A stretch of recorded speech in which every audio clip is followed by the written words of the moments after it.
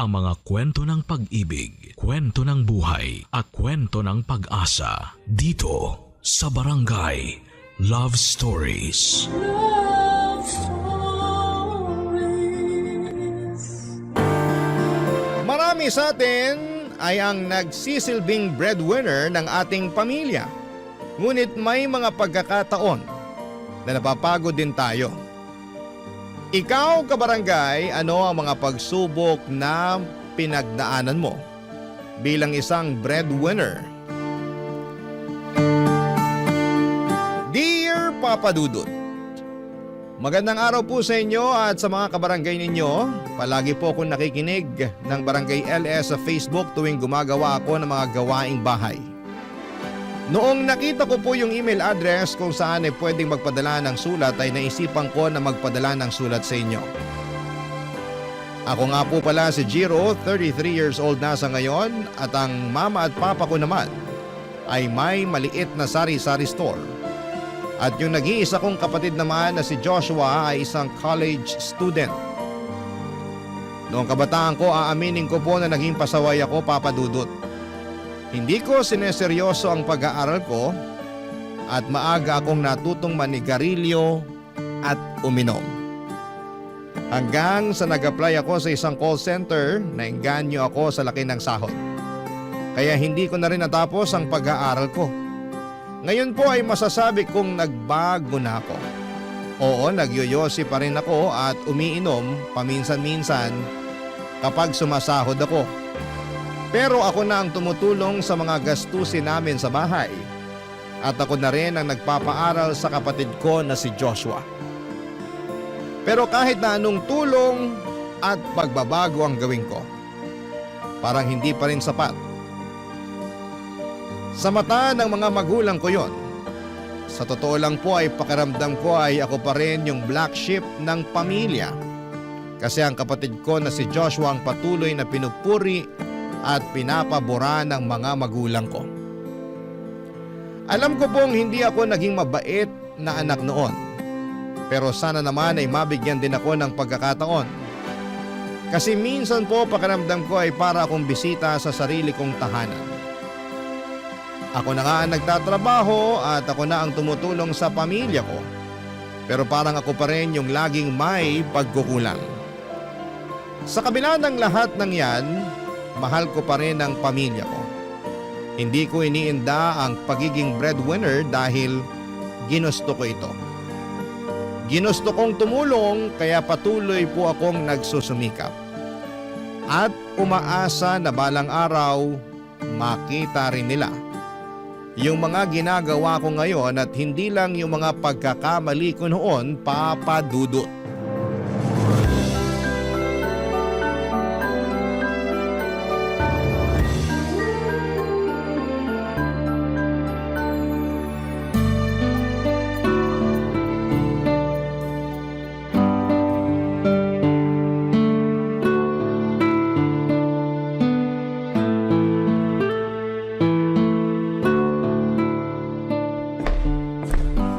Oh, Kuya Jiro, ba't nakasimangot ka dyan? Paano ba naman kasi?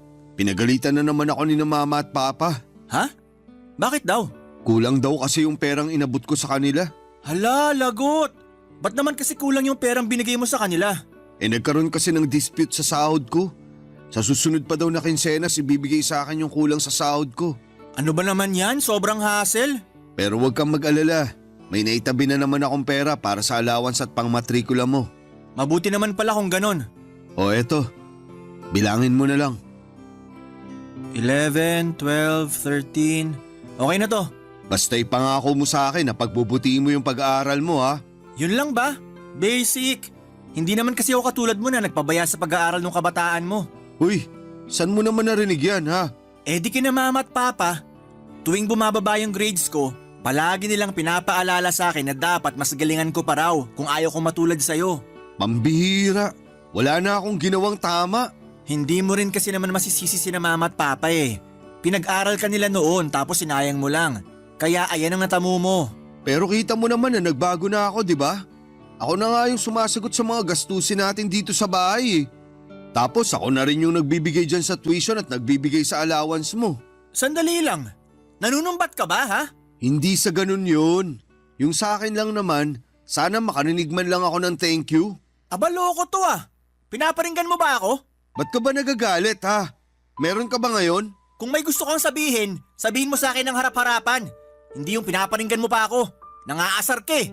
Uy, ni minsan hindi ko binanggit ang pangalan mo. Kung natatamaan ka, problema mo na yun. Palibhasa, inggit ka lang kasi patapon na yung buhay mo. Habang yung sa akin naman ay unti-unti nang umuusbong.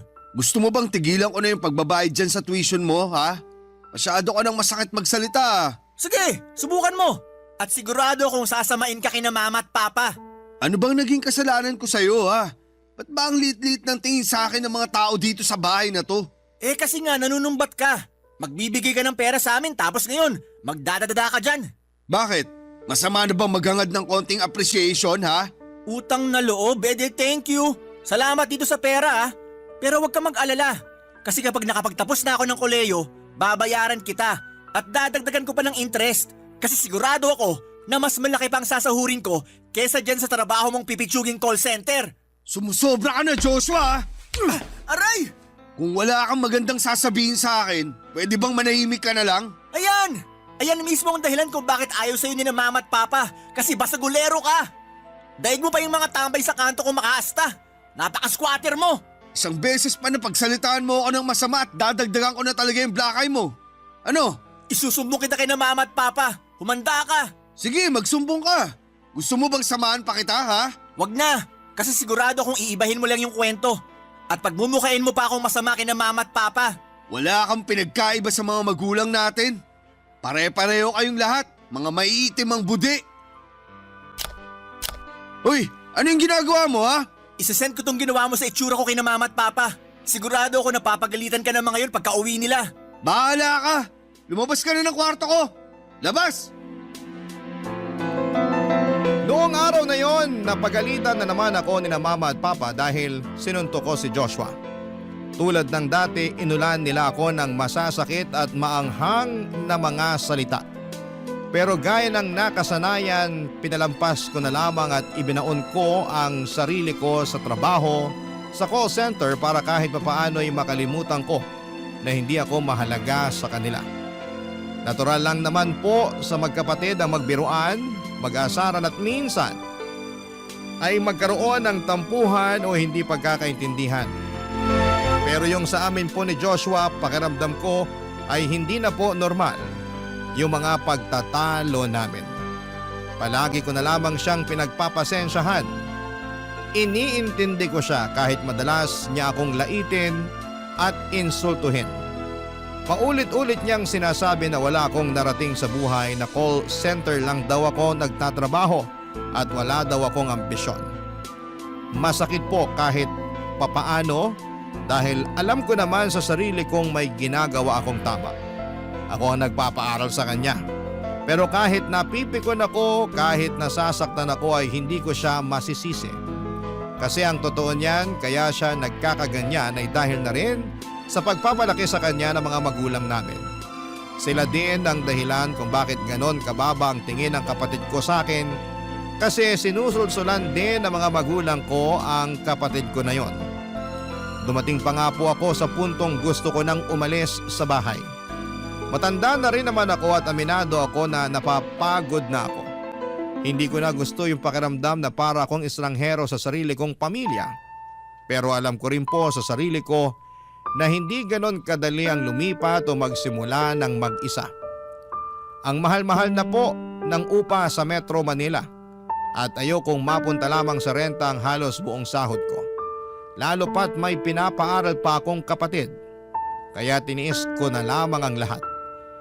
Kahit nakakababa ng loob, kahit minsan ay naiiyak na lamang ako sa inis o sa sakit ng loob, ay pinili kong manatili sa bahay. Hanggang sa dumating ang araw na matagal ko nang inaasam, nakapagtapos na rin si Joshua ng pag-aaral.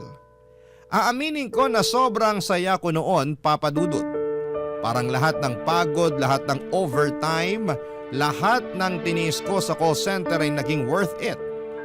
Para sa akin ay tagumpay ko rin yon. At dumating na nga yung pinakahihintay ko na araw, yung graduation ng kapatid ko na si Joshua, Papa Dudut.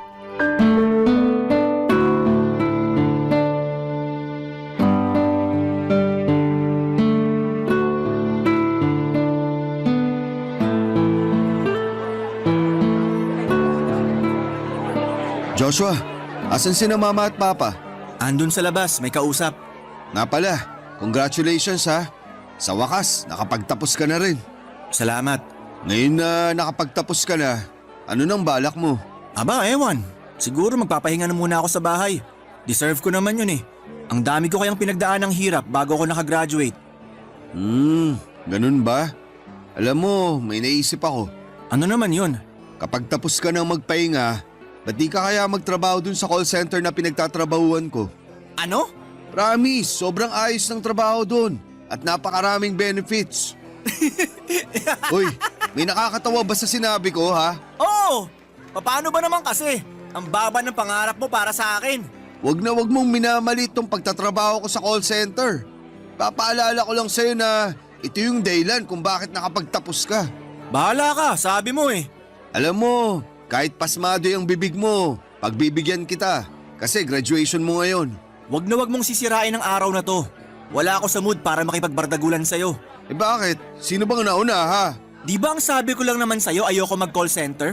So ba't ka nagagalit dyan? Ang tanda-tanda mo na. College graduate ka na nga oh. Pero hanggang ngayon, hindi mo pa rin ba maintindihan kung bakit napipikon at naaasar ako sa'yo?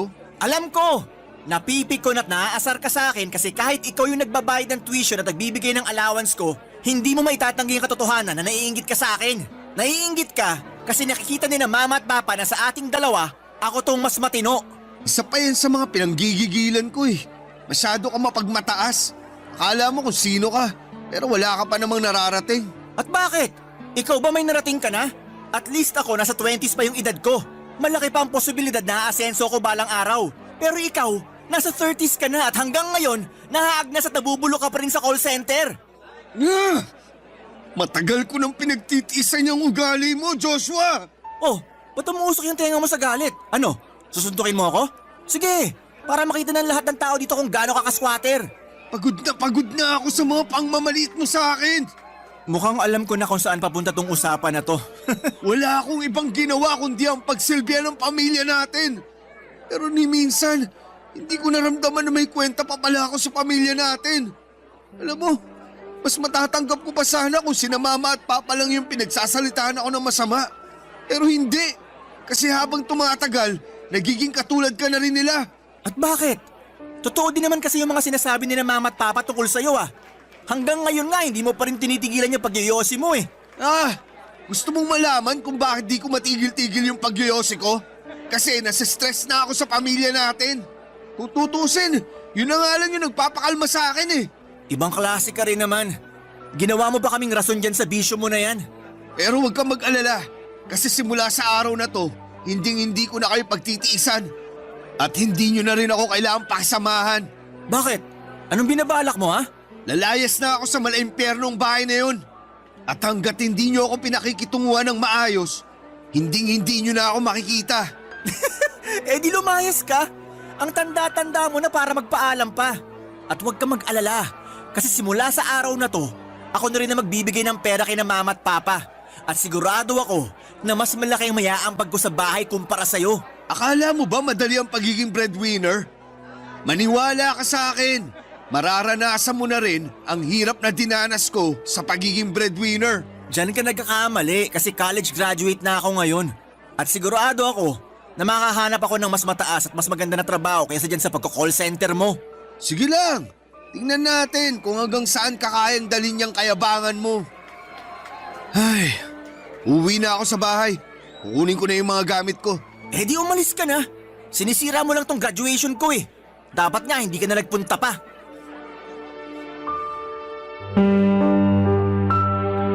Aaminin ko po na hindi ko talaga napigilang maiyak at mapuno noong araw ng graduation ni Joshua. Akala ko ay magiging masaya yon at akala ko ay mararamdaman ko kahit papaano ang kaunting pasasalamat mula sa kanya. Pero hindi nangyari yon, Papa Dudut. Sa halip ay puro panlalait at masasakit na salita ang inabot ko. Sobrang bigat po sa dibdib kasi dalawa na nga lang kaming magkapatid pero parang hindi pa rin kami magkakampi.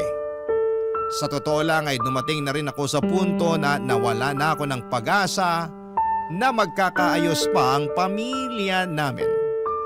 Kaya pag uwi ko galing graduation, dumiretso na ako sa kwarto at kinuha ko ang lahat ng gamit ko. Mga damit, ilang gamit sa trabaho at kung anong kaya kong buhatin.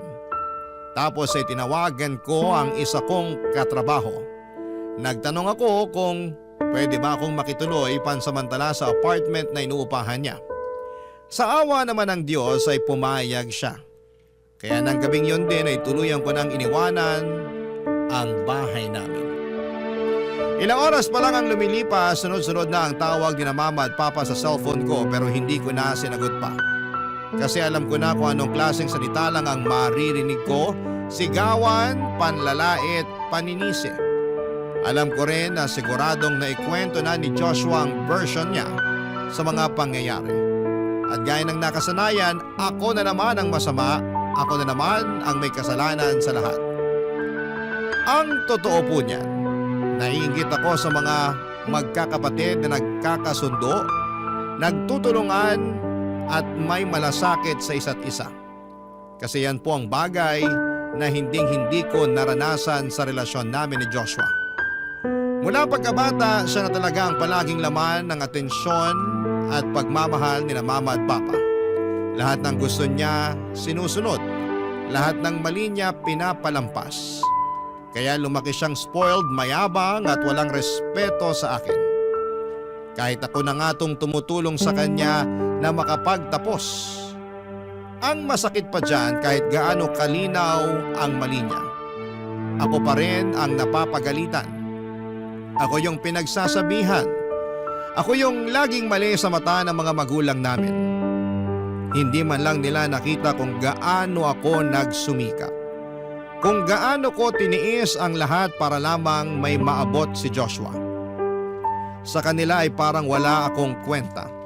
Kahit ako ang nagtaguyod sa pamilya habang pinapalaki nila yung anak nilang mas mahal nila sa akin. Kaya ngayon ay pinili ko ng lumayo, Papa Dudut. Hindi dahil gusto kong umiwas sa mga responsibilidad, kundi dahil gusto kong protektahan ang natitirang kapayapaan sa puso ko. Barangay Love Stories. Barangay Love Stories.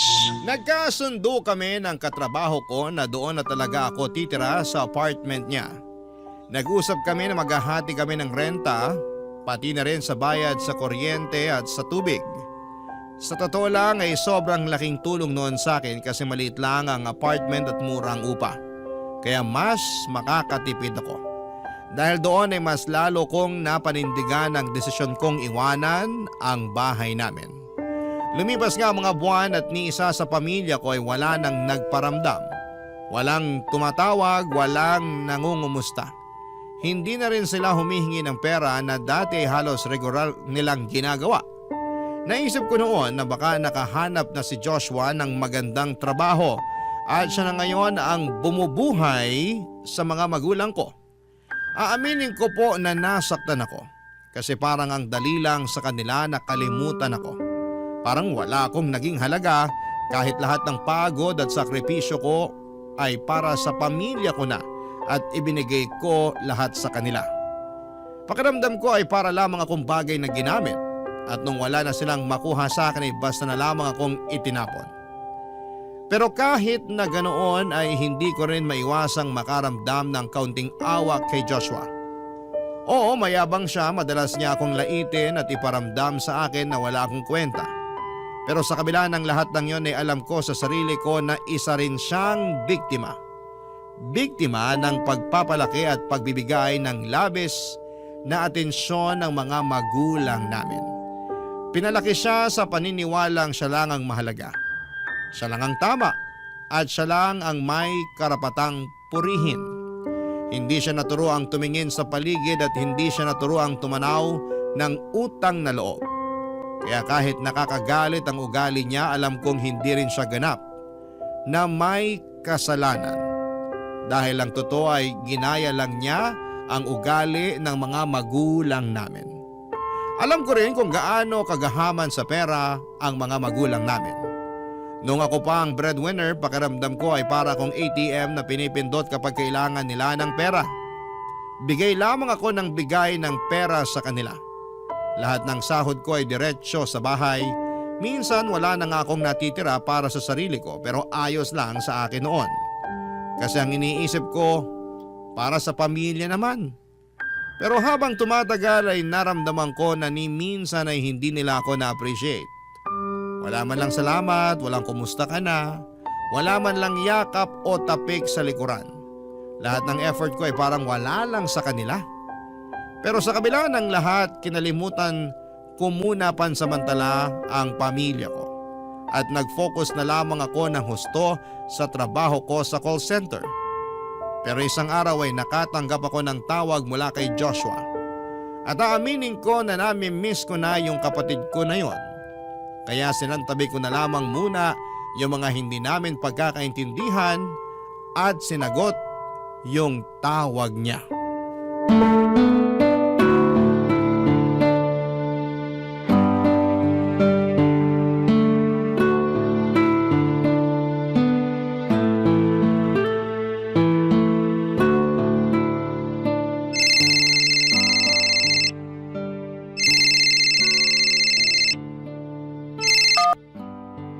Hello? Kuya Jiro, Oh, Joshua. Kumusta ka na? ayos lang naman. Ikaw, kumusta ka na? Aba, himala at kinamusta mo pa ako. Okay lang naman ako. Ikaw, nakahanap ka na ba ng trabaho? Oo. Mabuti naman kung ganon. Matuto ka mag-ipon at magtipid ha. Oo. Kuya Jiro, nasan ka nga pala ngayon? Andito ako sa apartment namin ng katrabaho ko. Day off ko kasi ngayon kaya eto, nagpapahinga. Diyan ka na rin ba nakatira? Oh, bakit? Kuya, tulungan mo naman ako. Huy, umiiyak ka ba? Bakit? Anong problema mo ha? Pagod na ako. Bakit? Anong nangyari? Sawang-sawa na ako kina mama at papa. Simula nung umalis ka ng bahay, sa akin na sila nakaasa. Oh, di ba? Sabi ko naman sa'yo, hindi madali ang pagiging breadwinner. Oo na. Kuya, wag mo naman ako pagalitan ngayon oh. Kakampi ang kailangan ko, hindi ka away. Alam mo, sa totoo lang, hindi ko maintindihan kung bakit tayo itong pinagdidiskitaan ni na mama at papa eh. May hanap buhay naman sila kahit papano. Sabi ni Papa, obligasyon daw natin na magbigay sa kanila ng pera. Kasi hindi daw tayo mabubuo kung hindi dahil sa kanila. Ilang beses ko nang narinig yan. Si Papa talaga. Hanggang ngayon, di pa rin talaga nagbabago. Sinabi mo pa. At yang si Mama, naku, wala ka nang maaasahan dyan. Pareho lang sila ni Papa mag-isip. Nga pala kuya, tumawag ako sa'yo para sabihin sa'yo na gusto ko nang bumukod sa kanila. Sigurado ka na ba dyan? Sigurado na. Sawa na ako sa pakiramdam na parang ATM yung tingin nila sa akin. Huwag kang mag-alala. Naiintindihan kita kasi napagdaanan ko na ang lahat ng yan. Alam mo, sa totoo lang, yan din yung dahilan kung bakit nasasaktan ako tuwing pinagsasalitaan mo ako ng masama eh. Kasi bilang breadwinner ng pamilya natin dati, yung gusto ko lang naman, yung makaranas ng konting appreciation. Pero kahit yun, pinagkait sa akin. Sige na, humihingi na ako ng tawad sa'yo. Kuya, Oh, bakit? kung ayos lang sa'yo, baka pwedeng… Umayos ka nga. Sige, sabi mo sa akin. Ano? Baka pwede muna ako makituloy dyan sa apartment mo. Yun lang ba? Sige, walang problema. Salamat kuya. Gusto mo bang tulungan na kita sa mga gamit mo? Total, day off ko naman ngayon eh. Ayos lang ba sa'yo yun? Oo naman. Sandali lang kuya. Hindi ka ba galit sa akin? Ba't naman ako magagalit? Tungkol pa ba to dun sa nangyari nung graduation mo? Joshua, kalimutan mo na yon. Alam mo naman na kahit pasmado yung bibig mo, magkapatid pa rin tayo. At hindi kita kayang tiisin. Pero may papakiusap lang ako sa'yo ha. Ano yun? Sana umayos ka dito sa apartment kasi nakakahiya sa katrabaho ko. Ang ibig mong sabihin wala akong kwarto dyan? Wala eh. Studio type lang kasi tong apartment na to. Pero huwag ka mag-alala. Komportable naman dito kahit papano. Paano yan? Wala akong privacy. Gusto mo bang tulungan na lang kita maghanap ng ibang mauupahan? Yung tipong solo mo yung kwarto? Wala pa kasi akong pera ngayon eh. Kung ganon, dito ka na muna sa apartment tumuloy. Tapos kapag nakaluwag-luwag ka na, maghanap tayo ng sarili mong kwarto, okay? Sige. Ayos, antayin mo ako dyan ha. Papunta na ako. Ibababa ko na to. Noong mismong araw na yon ay tinulungan ko si Joshua sa paglipat ng mga gamit niya sa apartment ko. Mabuti na lamang at napakiusapan ko ang katrabaho ko na titira na si Joshua kasama namin. Pagdating namin sa apartment ay kitang-kita sa mukha ng kapatid ko na parang hindi siya masaya. Siguro ay dahil ito ang unang beses na mawawalay siya sa mga magulang namin. Pero binigyan ko siya ng assurance na masasanay din siya sa bagong sitwasyon. Sinabi ko na lamang na mag-focus siya sa trabaho at savings niya. Halatang halata kay Joshua na naiilang siya sa double deck na kama na siyang pagtutulugan namin ngayon. Tila ba hindi siya sanay sa ganitong setup, lalo na't eto na ang unang pagkakataon niyang tumira sa isang apartment na may kasama. Pero sinabihan ko siya na magpasalamat na lamang siya dahil kahit papaano ay may matitirhan siya dito sa Metro Manila. Alam naman natin kung gaano kahirap at kadalang makahanap ng maayos, abot kaya at ligtas na matutuluyan dito sa syudad. At nung nasa apartment na si Joshua ay napansin ko na palagi siyang tinatawagan ng mga magulang namin.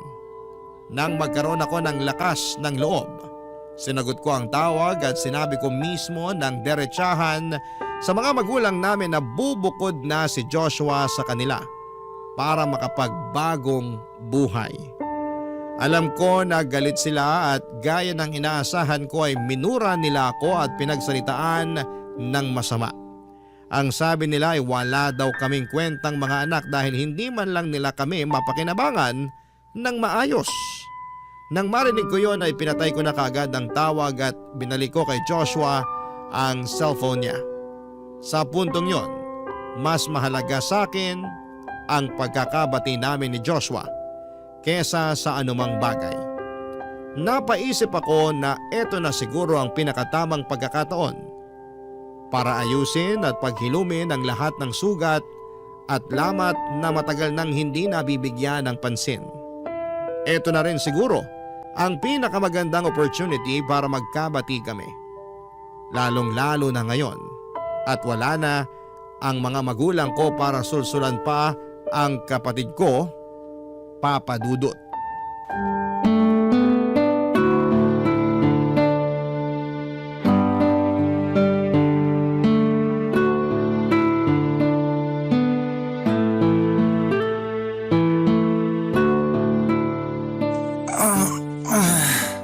Morning! Morning din kuya. Kumusta naman yung unang gabi mo dito ha? Okay naman. Pero naiilang pa rin ako kasi nakikita ko yung katrabaho mo na natutulog eh.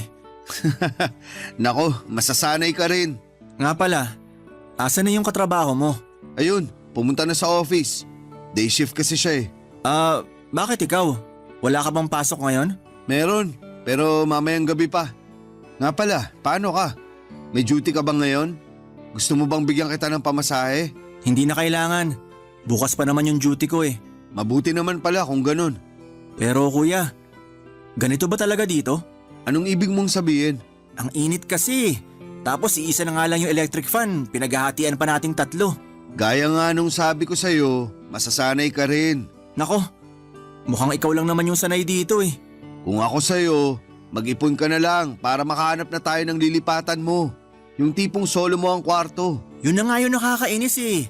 Dapat may sapat na ako na pera para pang advance at deposit dun sa apartment na nakita ko online. Pero wala. Naubos lang lahat kasi palagi nang hihingi si na mama at papa. Wala na tayong magagawa, andyan na yan eh. Ang importante, makakapagsimula ka na ulit. Kaya konting tiis na lang ha? No offense ah. Alam mo kung tutuusin, kasalanan mo to eh. Sandali nga lang, ano na naman kasalanan ko ha? Bigla ka kasing umalis ng bahay at sa akin mo iniwan yung responsibilidad na dapat sa'yo. Kaya ayan, naubos tuloy yung perang naipon ko. Magdahan-dahan ka sa mga sinasabi mo sa akin. Hindi ko na nagugustuhan yung tabas ng dila mo ha. Bakit? Totoo naman Napaka-selfish mo.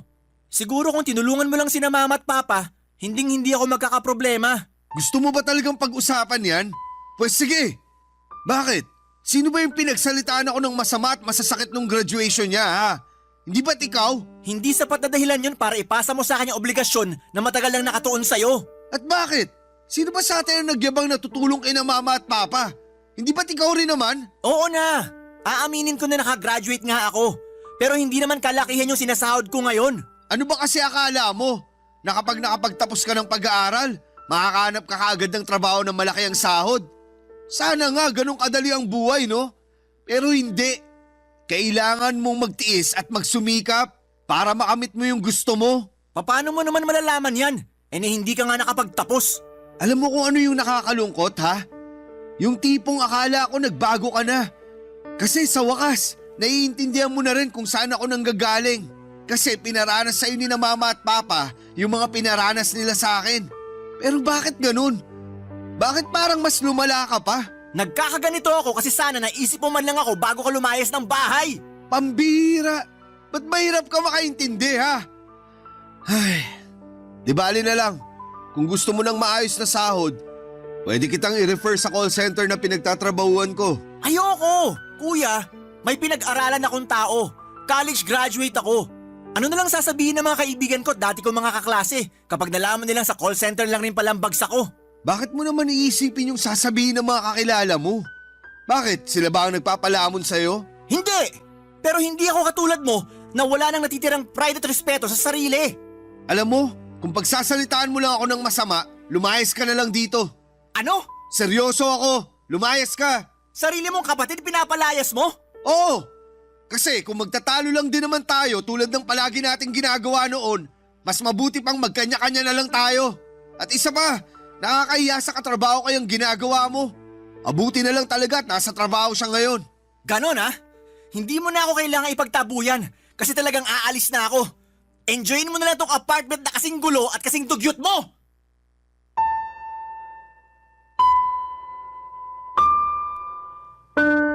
Noong mismong araw na yon ay doon ko na-realize na ang tagal ko na palang nagtitiis sa ugali ni Joshua. Yung pagiging arogante niya at yung mga panlalait at pagmamaliit niya sa akin. Ayoko sanang sabihin ito pero halatang halata na nagmana talaga siya kina mama at papa sa pananaw sa buhay. Sa pagiging mapanghusga at sa pagtrato sa mga taong mas mababa sa kanila. Wala naman akong ibang hangad kundi ang tulungan siya. Ayoko siyang matulad sa akin na ginawang parang ATM machine ng mga magulang namin pero wala akong magagawa. Kasi sobrang tigas ng ulo ng kapatid ko na yon. Nung araw na yon ay sinabi ko sa sarili ko na tama na.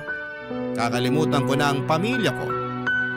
Alam ko na mabigat pakinggan pero mas mabigat ang pakiramdam ng paulit-ulit na sinasaktan at sinasamantala papadudot. Matagal ko nang dapat ginawa yon. Pero pinigilan ako ng pagmamahal ko sa kanila. Ngayon ko lang napagtanto na yung pagmamahal ko sa kanila ay ginagamit lang nila laban sa akin. Pagkatapos kong putulin ang ugnayan ko sa pamilya ko ay sakalang ulit naging tahimik at payapa ang buhay ko. Unti-unti kong naramdaman kung paano pala huminga ng maluwag. Isang bagay na hindi ko naranasan noong kasama ko pa ang mga magulang at mga kapatid ko. At sa hindi inaasahang pagkakataon, dumating sa buhay ko ang isang tao na hindi ko inaakalang magpaparamdam sa akin ng tunay na halaga. Ang girlfriend ko. Hindi siya katulad ng mga nakasanayan kong tao, hindi siya mapanghusga. Hindi siya mapagsamantala. Tahimik lamang siyang nakikinig sa kwento ko sa lahat ng sakit na kinikimkim ko noon pa. At sa bawat luhang hindi ko na kayang ipakita sa iba. Unang beses sa buhay ko na may taong nakinig nang walang halong panghuhusga at tanggap ako. Hindi dahil sa kung ano ang kaya kong ibigay, kundi kung sino talaga ako. Papadudot sa kanya ko unang naramdaman yung klase ng pagmamahal na hindi kailanman ibinigay sa akin ng sarili kong pamilya. At pagkalipas ng ilang buwan ay na-promote ako sa call center. At dahil doon ay nakalipat na kami ng girlfriend ko sa isang maliit pero maayos na kondo. At doon na namin sinimulan ang bagong chapter ng buhay namin. Barangay Love Stories. Barangay Love Stories. Kahit matagal ko nang iniwan ng pamilya ko, hindi naman talaga sila tuluyang nawala sa paningin ko. Kasi madalas ko pa rin nakikita ang pamilya ko sa mga post ni Joshua sa Facebook. Doon ko nakita na gumanda na ang buhay ng pamilya ko kasi madalas ko silang makita na magkasama sa mall, kumakain sa mga mamahaling restaurant at sa totoo lang, kahit na hindi na ako bahagi ng buhay nila, natutuwa ako na mukhang maayos at masaya na ulit ang pamilya ko kahit papaano. Pero isang araw may pinost si Joshua sa Facebook na sobrang nakasakit ng damdamin ko. Ang sabi niya sa post na yon ay trabaho ng mga bobo at walang pangarap ang pagiging call center agent. Para akong binuhusan ng malamig na tubig kasi ako yon. Ako yung tinutukoy niya sa post na yon. Ako yung ilang taon na nagpuyat, nagpakapagod at nagsakripisyo sa pagiging call center agent para matustusan ang pangangailangan nila. Mas lalo ko nasaktan at napikon nang makita ko ang dami sa mga kaibigan niya ang natawa at nag-react ng ha ha ha. At may ilang pang nagkomento na sumang-ayon sa post na yon. Para bang wala ni isa sa kanilang nakakaintindi o kahit na lang nagtanong kung tama ba talaga ang sinabi niya. Wala man lang tumayo para ipagtanggol ang mga tulad ko. Mga taong marangal na nagtatrabaho sa call center, nagsusumikap, nagpapakapuyat gabi-gabi para lamang may maipadala sa pamilya. Hindi nila alam kung ilang beses kong pinilit ang sarili kong pumasok kahit may lagnat. Kung ilang beses akong nakatulog sa bus pauwi dahil sa puyat. Hindi nila alam kung ilang gabi akong umiiyak ng palihim dahil pagod na ako pero kailangan ko pa rin bumangon para lamang makasurvive. Kaya kahit ayoko na sanang makipag-ugnayan pa kay Joshua ay napilitan akong tawagan siya. Hindi para makipag-away kundi para makiusap na sana'y tanggalin na niya ang post niya. Kaunting respeto lang sana. Hindi lang para sa akin kundi para sa lahat ng mga nagtatrabaho ng marangal sa call center.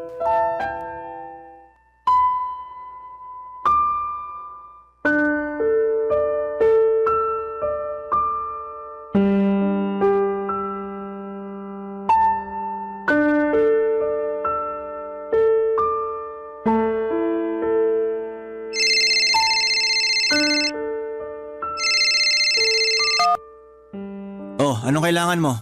Joshua, kumusta ka na? Eto, sa awa ng Diyos mas maayos na ang buhay ko ngayon. Mas maganda na rin ang trabaho ko ngayon. At nagawa ko ang lahat ng yon kahit pinalayas mo ako sa bulok na apartment na yon. Please lang, kalimutan mo na yun. Hindi ako tumawag sa'yo para makipag-away. Kausapin mo naman ako ng maayos oh. At bakit naman kita kakausapin ng maayos? Pagkatapos mo akong ipagtabuyan sa apartment mo, sa tingin mo ba talaga kakausapin pa kita ng maayos? Tapatin mo nga ako, ba't ka napatawag? Ano, may kailangan ka? Joshua, pakiusap. Tanggalin mo na yung post mo sa Facebook. Alin doon? Huwag kang magmaang-maangan. Alam kong alam mo yung tinutukoy ko. Ah, yun ba yung bobo yung mga nagtatrabaho sa call center? Bakit ko naman tatanggalin? Totoo naman ah. Mahiya ka nga sa sarili mo. Kung may dapat man na mahiya sa atin, ikaw yun. Kasi yung trabaho mo, tapunan niya ng mga hindi nakapagtapos ng pag-aaral. Ang taas naman ata ng tingin mo sa sarili mo. Bakit? Pare-pareho lang naman tayo nagtatrabaho para may uwing pera. At isa pa, ipapaalala ko lang sa'yo ulit na hindi ka makakapagtapos ng kolehiyo kung hindi ako nagtrabaho sa call center. Alam mo, Jiro, putak ka ng putak. Para kang manok. Kung hindi mo nagustuhan yung post ko sa Facebook, di block mo ako. Napakasimple ng solusyon dyan sa problema mo, di ba? Sukdula na tong pambabastos mo sa akin. Pagkatapos mo makapagtapos sa kolehiyo, dapat pala hindi na ako nag-abala na tulungan ka. Yung pagpatuloy mo sa akin sa dugyot at maliit na studio apartment ba yung tinutukoy mo? Pati ba naman yun pinagmamalaki mo pa? Nako, huhulaan ko. Siguro diyan ka pa rin nakatira, no? Wala kang karapatan para malitin kami mga nagtatrabaho sa call center. Pare-pareho lang tayong lumalaban ng patas sa buhay. Aba, syempre sasabihin mo yan. Para kahit papano gumaan yung pakiramdam nyo sa trabaho wala namang magandang kinabukasan na nag-aantay. At sa ugali mong yan, sa tingin mo ba may magandang kinabukasan pang nag-aantay sa'yo? Bilog ang mundo, Joshua. Siguro nga ngayon nasa taas ka. Pero pwedeng-pwede kang lumagapak pagdating ng panahon. Hindi ka ba natatakot sa karma, ha? Alam mo, Jiro, hindi ako naniniwala sa karma. Ang mga naniniwala sa karma ay mga taong desperadong makuha ang hustisya o katarungan sa mga bagay na hindi nila kayang kontrolin. Kaya please lang, tigilan mo ng paninermon sa akin kasi nakakarindi ka na. Sabihin mo nga sa akin, Joshua. Nagkulang ba ako sa'yo bilang kuya mo? Ba't ang tindi ng galit mo sa akin, ha? May nagawa o nasabi ba ako masama sa'yo? Kaya hanggang ngayon kinamumuhian mo ako? Gusto mong malaman kung bakit hindi ko magawang ipagmalaki ka? Kasi wala ka namang nagawa na pwede ko ipagmalaki. Simulat sa pool pa lang, ikaw na ang cancer ng pamilya natin. Sakit ka sa ulo ng mga magulang natin. Black sheep ka ng pamilya. Sige, sabihin na natin naging sakit ako sa ulo ni na mama at papa nung kabataan ko. Kasi hindi ako nakapagtapos ng pag-aaral. At maiintindihan ko pa kung hanggang ngayon galit pa rin sila sa akin. Pero ikaw, anong dahilan mo? Bakit galit na galit ka sa akin, ha? Huwag mo nang tanungin kasi sigurado ako na hindi mo magugustuhan yung isasagot ko sa'yo. Hindi! Magsalita ka! Matagal mo na ako nilalait at iniinsulto. Kaya sabihin mo na sa akin kung saan nanggagaling ang kagaspangan ng ugali mo. Mahal ako ni na mama at papa. At sigurado ako na mas naging mapayapa ang buhay ko kung hindi ka nalang ipinanganak. Para kang isang malaking asungot sa buhay ko. Nang dahil sa'yo, nagkaroon ako ng kahati sa atensyon ni na mama at papa. Anak na! Ang babaw mo, Joshua! Anong kahati ang pinagsasasabi mo dyan, ha? Sa'yo ibinigay ni na mama at papa ang buong atensyon at pagmamahal nila. Matanda ka na pero parang wala ka pa rin pinagkatandaan. Napaka-immature mo. Gusto mo maging only child, ha? Pwes, huwag kang mag-alala. Kasi simula sa araw na to, ibablock ko na kayong lahat sa Facebook. Pati number mo, ibablock ko na rin. At pinapangako ko sa'yo na eto na yung huling beses na mag-uusap tayo. Mabuti naman kung ganon. At siguraduhin mo lang na paninindigan mo yung mga sinasabi mo, ha? Kalimutan mo na rin na may kuya ka. Walang problema. Kasi matagal ko nang kinalimutan yon, Jiro. Sige na, may lakad pa kami ni na mama at papa.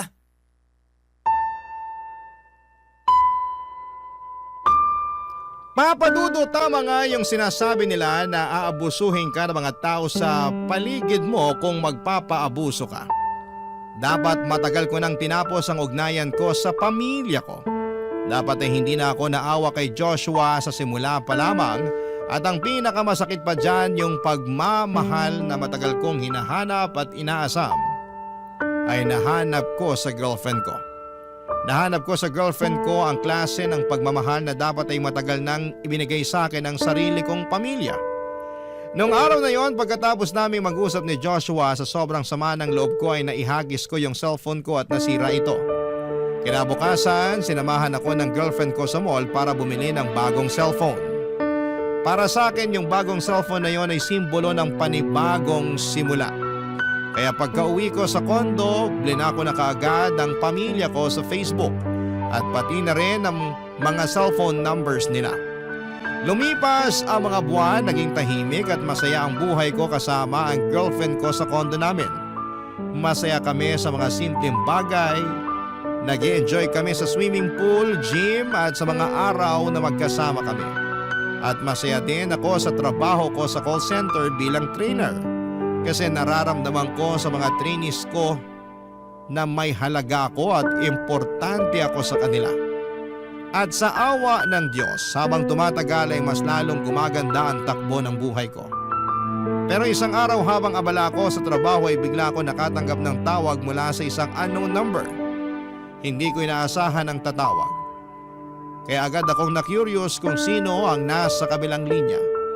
Nang sagutin ko ito ay narinig ko ang isang boses na matagal ko nang hindi naririnig, Papa Dudut.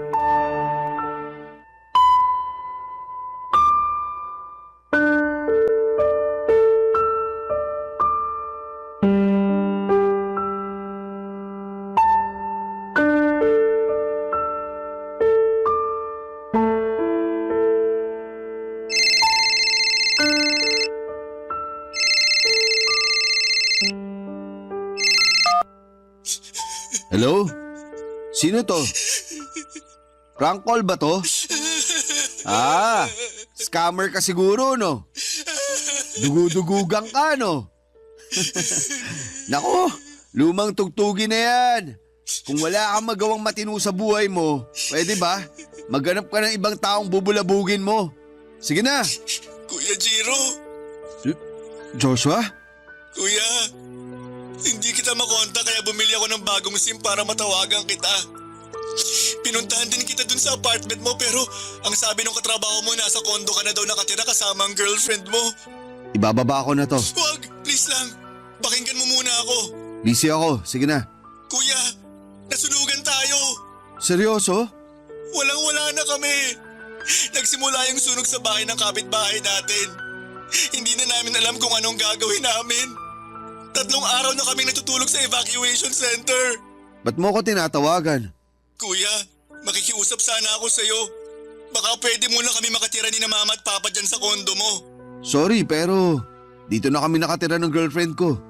Pag ginawa ko yan, pareho kaming mawawala ng privacy. Pangako, hindi kami magtatagal. Parang awa mo na kahit ilang gabi lang. Kailangan lang talaga namin ng maayos na matutuluyan hanggang sa makabangon kami. E di maghanap kayo ng mauupahan. Malaki ang sahod mo, di ba? Yun na nga kuya. Hindi na sapat yung sinasahod ko kasi malaki yung perang inutang ko sa kumpanya namin. Hindi na sapat yung sinasahod ko pang advance deposit sa mga pinapaupahang apartment. Oh, ano namang nangyari dun sa perang inutang mo?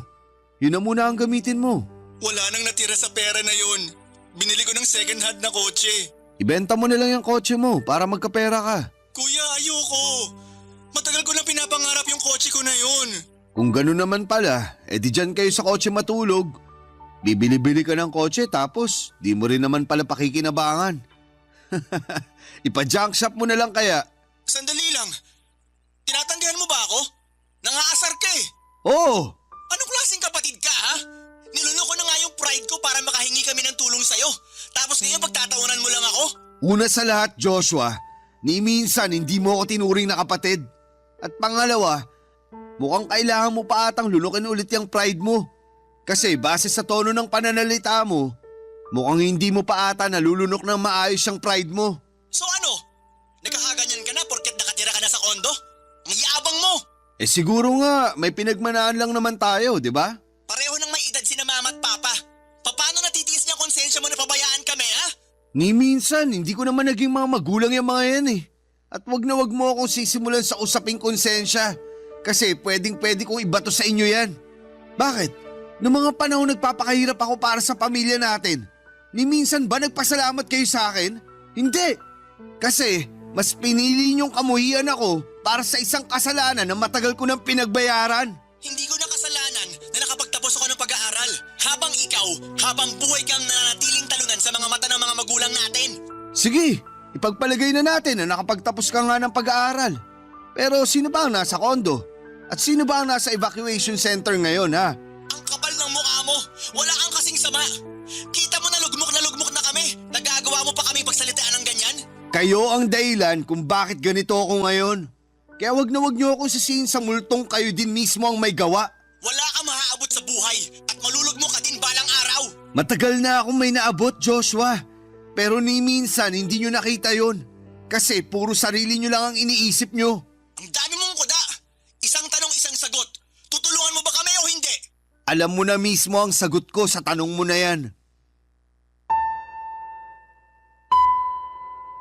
Hindi po ako nagsisisi nang tinanggihan kong tulungan ang kapatid at mga magulang ko. Ganito siguro ang pakiramdam kapag hindi mo na hinahayaan na maabuso ka ng mga taong dati ay inaabuso ka.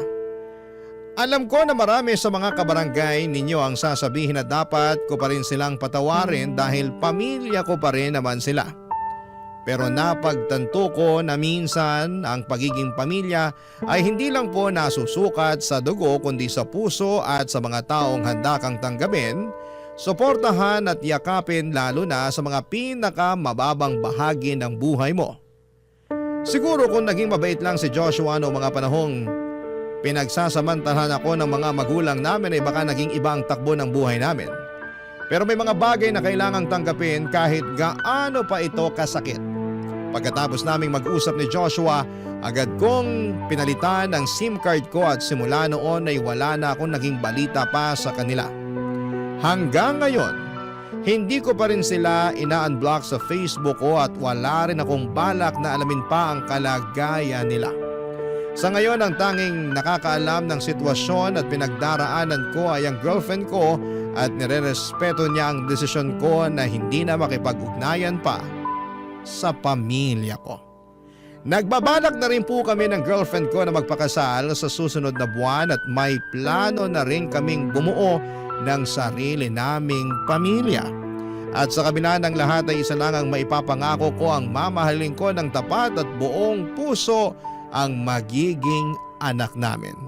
At ipaparanas ko sa kanya ang pagmamahal na ni minsan ay hindi ko naranasan sa sarili kong pamilya.